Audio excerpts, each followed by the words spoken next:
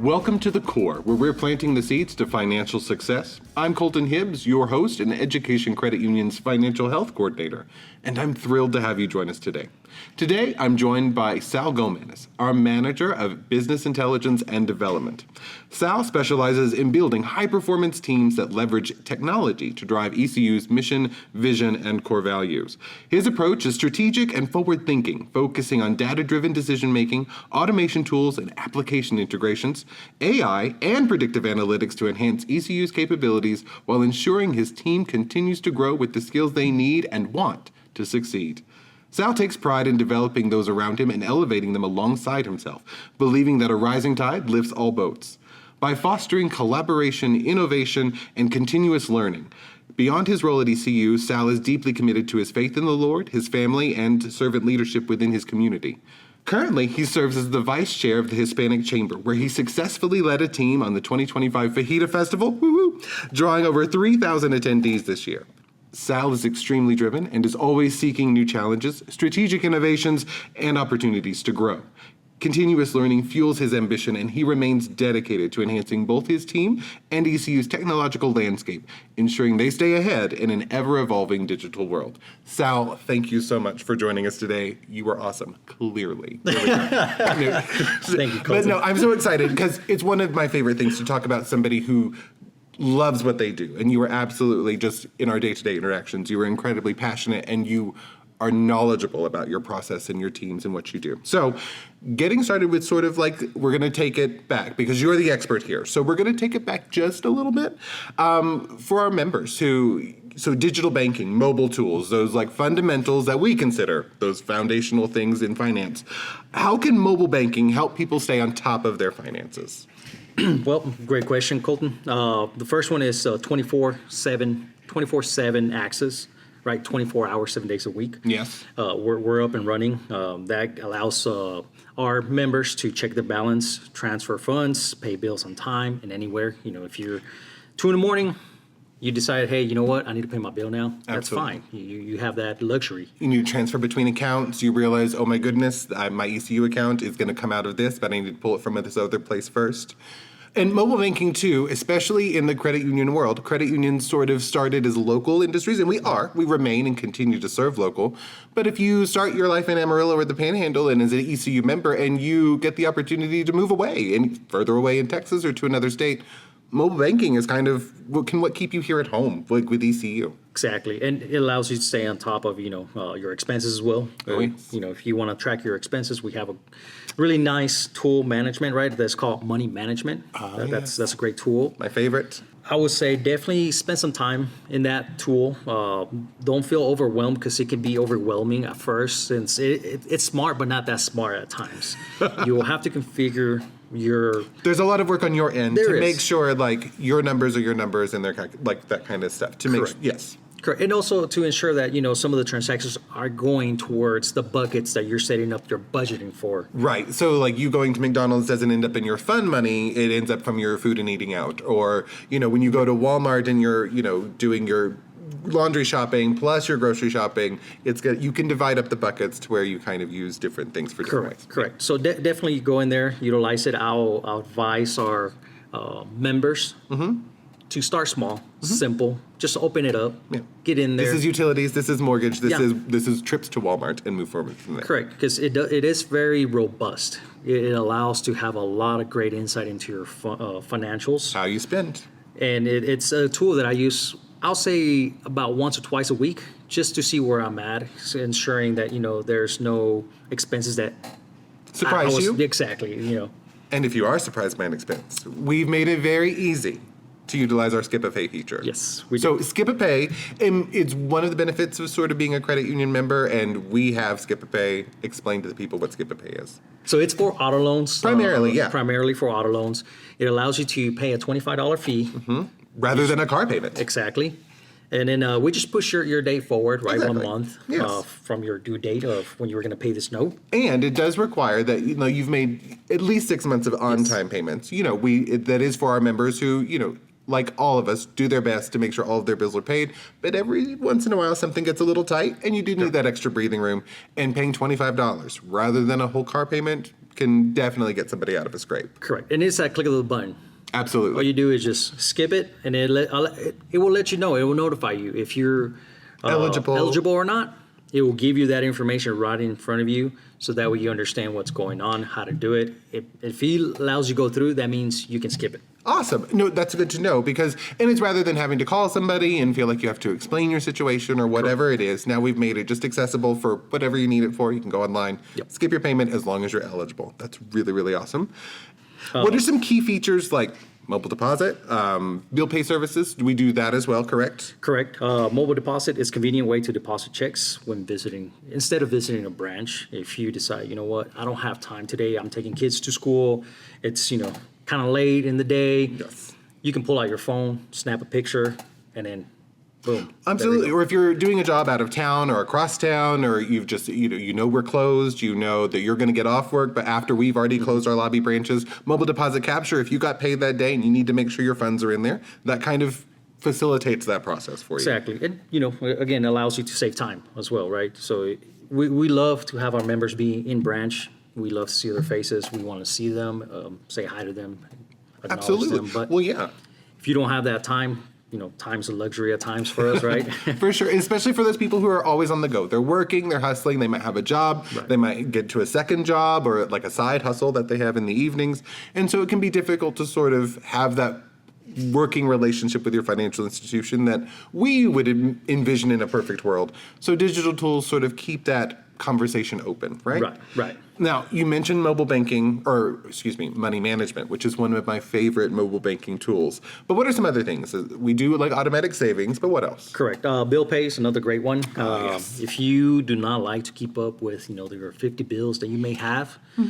Let's say you have 4 streaming services. You got your water bill, you got your electric bill. Come talk to an ECU financial coach. Anyway. But no, it definitely allows you to stay on top of things. You see everything that's going on within your finances when it comes to bills in one place. Another great one that I will say you can definitely leverage is giving access to your spouse in case, you decide, hey, you know what, they need to have some insight into what all we're paying. Absolutely. Or this is what I'm responsible for. Here's how the prices may have changed. I'm out of town this weekend, and you're responsible for making sure so-and-so gets their allowance. So make sure it comes out of this account. And you can definitely do that. You can go through the settings. It's actually through web only, unfortunately, at the moment, that you can give that access to your spouse or your kid. So you do have to sit down at like a desktop and something like that, Correct. Which I would say adds a layer of, for me as an elderly millennial, that the desktop duties are the important ones. You don't just do that on your phone. So definitely. And again, please go in there, go through those settings, try it out. If you don't like it, you can always remove them as well, change it back. But it is one that allows, again, that visibility to your significant other, or again, your child, right? You're trying to help him, assist them, have them to be create those really positive habits. Yes, exactly, right? If you're trying to teach them how to be responsible, what a better way than for you to monitor their account while they have visibility into what their spending is going towards. Absolutely. And again, like you mentioned, it's can facilitate your own sort of saving. If you're always sort of keeping tabs on what, your kid is doing, or if it's a joint account and both spouses are involved, everybody kind of has more eyes on it. So we can kind of keep better track of our money that way anyway. Correct. Now, speaking of access and security, what should people keep in mind for using mobile banking securely? So we'll start with I would say the most common one to be very careful is accessing your mobile banking through free Wi-Fi on a public place. Please do not do that. I'll definitely say be very careful with that, due to the fact that there are bad people out there that are monitoring those channels. Yep. And even without you noticing, you may give a lot of sensitive information to somebody that you don't want them to have access to. So I would definitely say please do not do that. Take yourself out of the free Wi-Fi, right? Absolutely. It's public place. People have access to it. And Correct. Guess what? Bad actors will have access to it. What I say typically in my cybersecurity presentations, like with a little bit of equipment and a little bit of chutzpah, somebody can see everything that you're typing on your phone. And you might think, well, it's my face, or whatever. I'm not typing in anything. They can also see, do you type in a password? Do you open up and see on your screen where your Notes app or where your password is? do you open all of that up? Right. They can also see that on your screen. So definitely start with that. That's the most common one for our members to stop, Yes. any bad actors from taking access to for their data. The Better other one, safe than sorry. correct, yes. The other one is MFA, or dual authentication. Oh, okay. It's like Master of Fine Arts. Yes. Explain it. There we go. Yes, there we go. So, multi-factor authentication. Multi-factor There we go. authentication, Yes. correct. There we go. Okay. So that is, again, 2 steps to allow yourself to get into your own mobile banking before you have access to it, right? Gotcha. So your first step is to still provide your username and password. Mm-hmm. Second step now is your MFA, your multi-factor authentication. There it is. So now you have pretty much 2 keys before you get inside the door. There you go. In case somebody does get a hold of your username and password, Mm-hmm. they're still going to have access to the MFA to even get access to your mobile banking, right? Or to Whatever accounts that you Right. have with us. Yes. so that again is a great way to prevent, or at least make it harder, because usually the hackers try to go the least amount of resistance when Absolutely. hacking somebody. They're just trying to find the easy way It's to get similar to traditional sort of crime, like, you leave your doors locked, your windows closed, Correct. that kind of stuff. It's just the basic fundamentals. And people willing to go through that little bit of extra work, well, most likely, just like in real life, they're going to leave a little bit of evidence behind. So the more work you make them do to get access to your things, the more likely they could be caught in the future if they do get, yeah. Yep, nope, definitely. And the other one is if you have a call or you see an email from ECU that's requesting personal information and you were not the one to initiate that call or email. Over the official channels, spoofing is real. So they can spoof a phone number that might look like ours. They can make an email, a generated email that might look like it came from us. So in that instance, we would have people reach out to our official line. Go to your search engine of choice and go to educationcu.com and get our contact information and start there. Right. Correct. Yep. And I would definitely say, when in doubt, hang up the phone or don't respond to that email. Get a hold of us. If it's a real call or email, we'll let you know. Absolutely. Our staff is incredible. They'll definitely say, hey, yes, that was us calling you, or no, right? Yeah. The worst thing you can do is, take 5 seconds out of your day to protect yourself. Exactly. You don't want to give your sensitive information to somebody that you do not know who's behind that phone, right? Absolutely. There's so much that anybody can do with your personal information. And our job, a significant part of our job, is to protect your personal information. Correct. And so if somebody has a hold of your financial information, contacting us, you're not going to get in trouble. If you believe that we have a legitimate reason to reach out to you, even so, and you're getting maybe spam or spoof phone calls, again, you're never in trouble. We might have a couple of questions, or we might have some really good news. Who knows? But always call to confirm if you are receiving a communication that you're not expecting to receive, and do it through official channels. Correct. Great. And, if you feel that there is somebody got a hold of your account, sign up for real-time text messaging as well, right? So Yes. if somebody's trying to take some of your money, right, you can receive those text messages right away. Ensure that, yes, it's legitimate or it's not legitimate. So go to your settings and start configuring your text messages. You have an abundant of different settings that you can go and set those text messages for. Yes. Low balance, high balance, daily, reoccurrence. A charge over so much amount. Correct.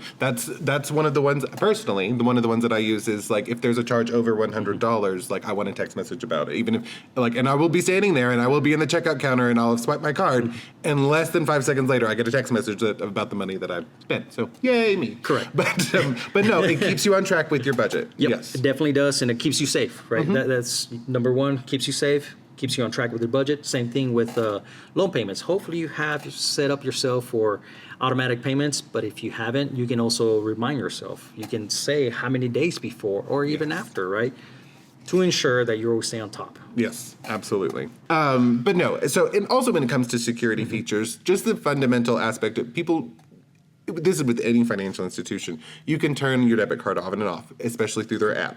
So if you left it at a friend's house, you lost it in your car, I could not find it. It was between the console and check between the console and your seat. But anyway, you can turn it off with your app and you can turn it back on. There's a difference between deactivating and turning it off. Just make sure you're clicking the right button. But for us, you can turn it off and turn it back on, and our call center can facilitate from there. And, let's say you do turn it off and you want to use transferring your money still, you're still able to do that. We also do have another great, mobile feature, which is Zelle. Again, what I will say, suggest if you're using some sort of payments in that manner, whether it's your Zelle, your Venmo, Your Cash or App. your Cash App, if you are doubting, right, who you're going to pay, my advice will to give the bare minimum payment first to see and ensure that that end user did receive that small amount of payment before you release, the funds that you're about to send over, right? Absolutely. So, and also make sure it's your friend, right? Yes, if you're exactly. using Like, it to- this is you. Yes, Yes. correct. It's not the prince from across the country Exactly. or across Yes, absolutely. the Yes. states. Yes. Just making sure that it's legitimate again when. Anybody you're transferring money Yes. to, like, oh my goodness, yeah, I want to make sure I'm handing you the money. Right. So in terms of security and talking about security, and just so we know our information is safe, but sometimes as an organization grows and evolves, there can be some like technological updates. So sometimes some interruptions with some features that we might have. Your team is responsible for making sure that turnaround is quick, and y'all do a phenomenal job. But for those members who are curious or maybe have been previously inconvenienced, what does that look like for y'all when y'all are trying to maintain the digital tools we have and our security while making sure that mobile deposit capture is working perfectly and that we can still get instant access debit cards at each of our branches? What does that look like for y'all? So for us, again, we're going to try to do the best we can to ensure we're up and running as soon as possible. There's times that we have to rely on third-party vendors to ensure that their side of that connection or server or technology is up and running as well. Sometimes it takes both sides.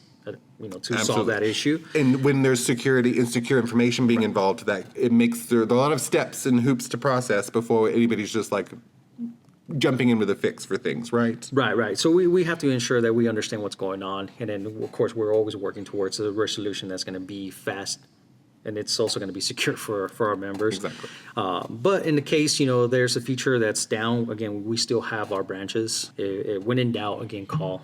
You were your first line. You were your best first line of defense. Yes. If you have questions, you have trusted partnerships that you can lean on with people and professionals to support you.